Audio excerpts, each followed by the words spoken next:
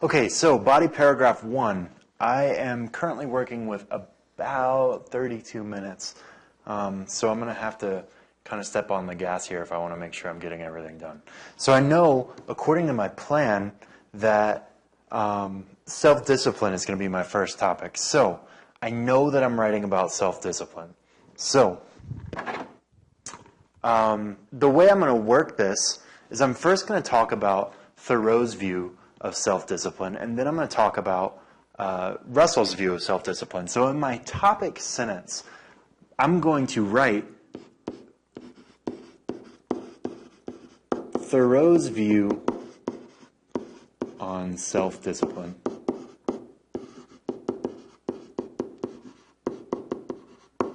Okay? Again, I can't prove that phrase right there. I can't prove Thoreau's view on self-discipline. I can't do that. So what I'm going to do is add something about how I can prove it. So if I look at my plan here, what do I have to say about Thoreau's view on self-discipline? Well, Thoreau's view on self-discipline is self-deprecation. Okay? He views life in terms of what he can prevent himself from doing. So Thoreau's view on self-discipline is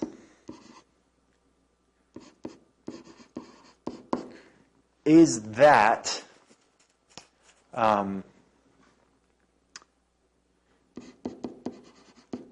limiting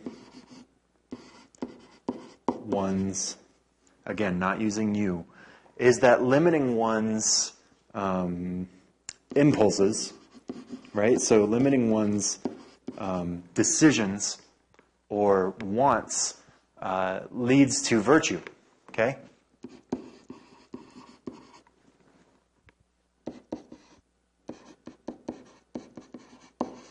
Boom. So I have my opening topic sentence, and there goes my next video. Thoreau's view on self-discipline is that limiting one's impulses leads to virtue.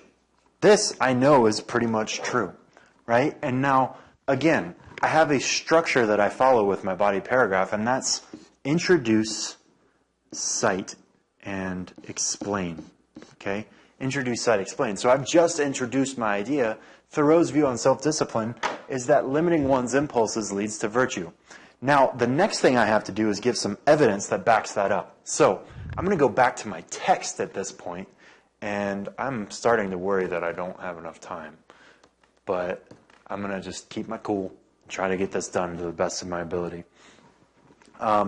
So he believes that keeping yourself simple, right, is the way to go. So I'm going to go here where I said hashtag simplicity and look for some evidence. So he says here to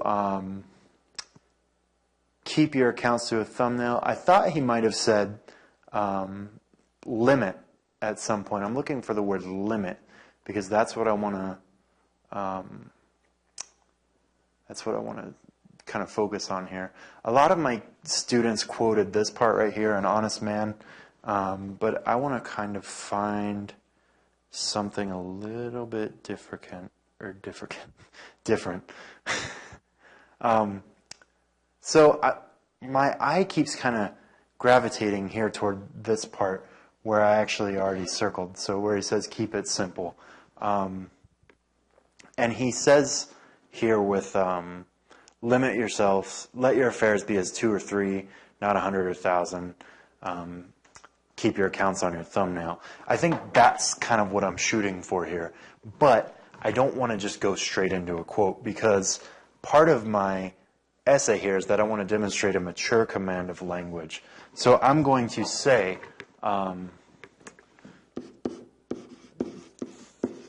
Thoreau advocates, and again, one of those words that I really like to use, advocates, basically means stands up for. And I'm going to begin my quote, and I'm putting this in green so that you can see the fact that I'm quoting. And I want to make sure I get this quote, down right. So we're going to come up here. Thoreau advocates to, letting your affairs be as 2 or 3, not 100 or 1,000.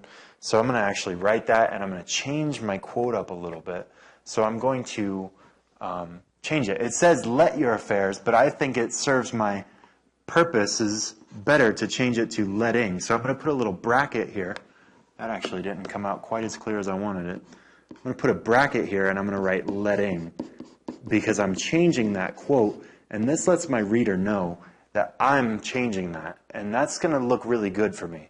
So letting your affairs, and even though Thoreau used that second person you, we're not going to, be as 2 or 3. And here's the thing. I'm going to save myself some time writing out this quote and going back and forth. I'm going to put an ellipsis here to indicate that there's more to the quote that I'm leaving out. And I'm going to skip all that part about hundreds or thousands and millions and half a dozens. And I'm going to say, keep your accounts on your thumbnail. And again, demonstrating that mastery of language.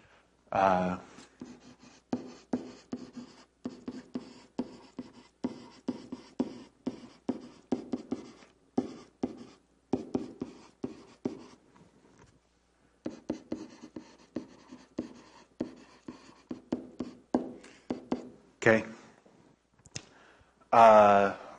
And there is a period in that quote, so I can actually end my sentence right there. And so, I haven't heard anything about attributing a quote with like MLA format or anything, but I know that I did write Thoreau advocate, so I am giving him credit there. And moving on. So now I've cited, I have to explain how this indicates limiting one's impulses, right? So how does this relate to my idea that Thoreau's view on self-discipline is that limiting your impulses leads to self-virtue? So I have to elaborate here. So I'm going to explain, and my first thought is to say Thoreau. But I've already said Thoreau twice in my paragraph, and I need to get rid of that. So in fact, I may even cross this out and write he, right? Just so that I'm not repetitive. But I want to say here, instead of going into Thoreau, I'm just going to explain it as though it were my thought. So saying by keeping track of fewer things,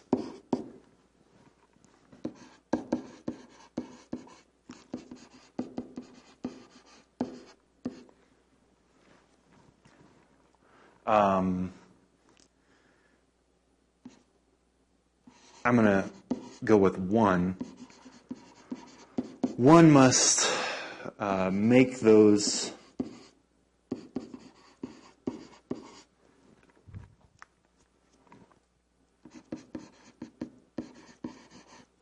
things, and again, I hate using that word things because it's not specific, but I don't really have a good example to use right now. By keeping track of fewer things, one must make those things matter, which I think is in line with what Thoreau believes. I want to add on a little bit more here, maybe tie this back to my thesis of how they have strikingly different views. And again, I need to transition into Bertrand Russell's views here pretty soon. So I'll simply write, this is in stark, just another word I like to use from time to time, meaning very, contrast or difference to Bertrand Russell's.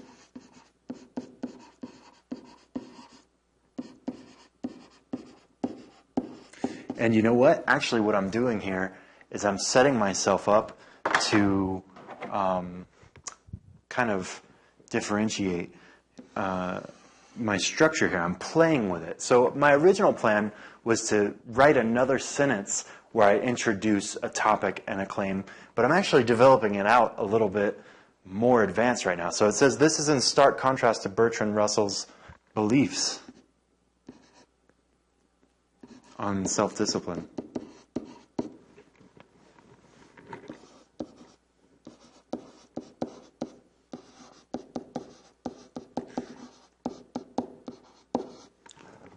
And because that ends up being my topic, I actually have my claim right here. This is in stark contrast. I can't prove Bertrand Russell's belief on self-discipline, but I can prove that there's a stark contrast. So I've actually got my next I done.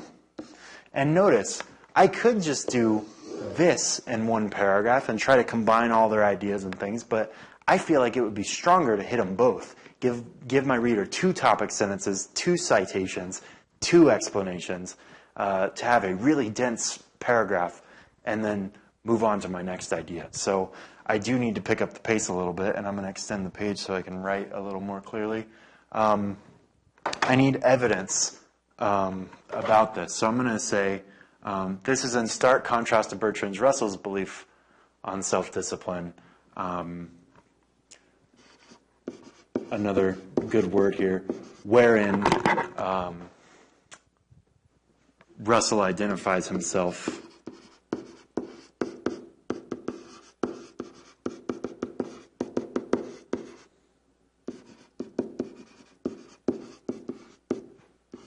as a hedonist. And I'm using vocabulary from the text which demonstrates my understanding. Now remember, I complained the whole time. I kicked and screamed when I read Bertrand Russell, but I can still make my reader believe that I know what I'm talking about. And ladies and gentlemen, that is the art of English language arts, is making it up. Fake it till you make it, right? So, wherein Russell identifies himself as a hedonist. Okay? Now, my goal here is to show that Russell identifies himself as a hedonist. So I need to go back to his passage, which was only 1 page long, right here. And I need to go to where he says, right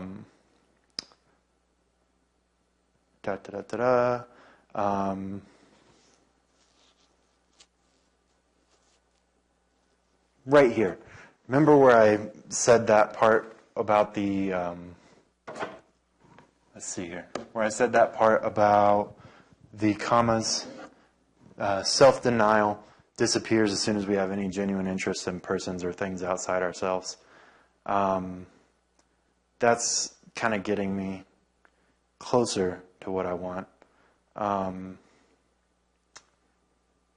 You know what, though? I don't think it is. So let me slow down here a little bit and think about where he's up here talking about hedonists. I have written in this book as a hedonist, that is to say, as one who regards happiness as the good, but the acts to be recommended from the point of the view of the hedonist are on the whole the same as those to be recommended by the sane moralist. So he actually compares himself here to Thoreau. And I've kind of gotten myself into a pickle because I'm saying that they're starkly different. So I have to be able to argue this. So what I'm going to do is not the best thing in the world, but I have limited time. So I'm going to come up here, and I still have a highlighter selected.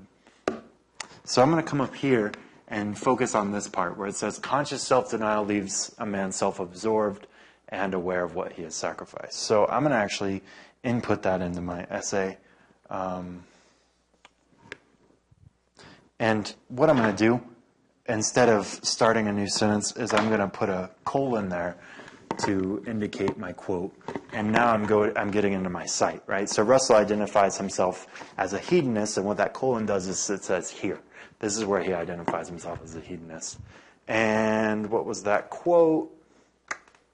Conscious self-denial leaves a man self-absorbed and aware of what he has sacrificed. So I'm going to actually... you know what, though? I'm not even going to quote this. I'm just going to summarize it. So I'm going to say,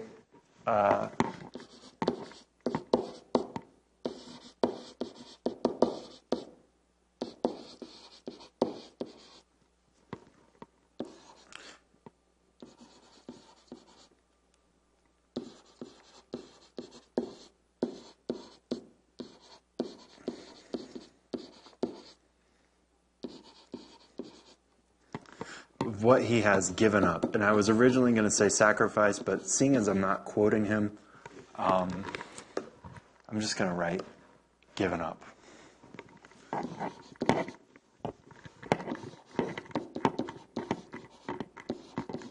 Now, I could have maybe found the common thread between these two guys and written a stronger paragraph, but to me it was easier and faster to write about how they're different. And even though I kind of had to screw with my citations a little bit, and I might not have gotten the entire point of Russell's first paragraph, I do feel like I am developing ideas. And so my rubric is not actually going to grade me on a thorough understanding. Actually, that's wrong, it will.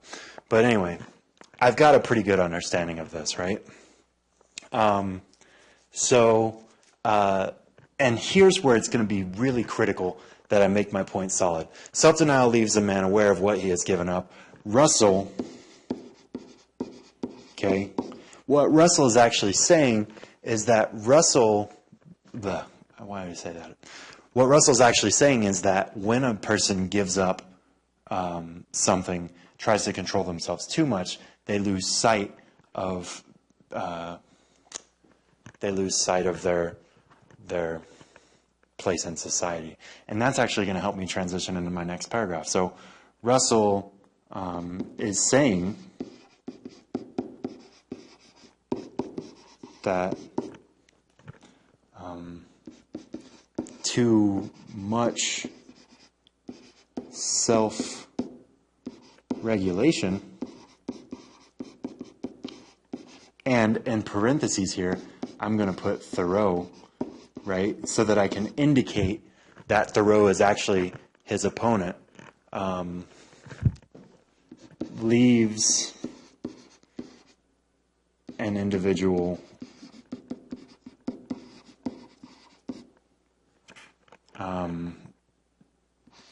disconnected from his role in society, or from their role in society, because I want to be gender neutral.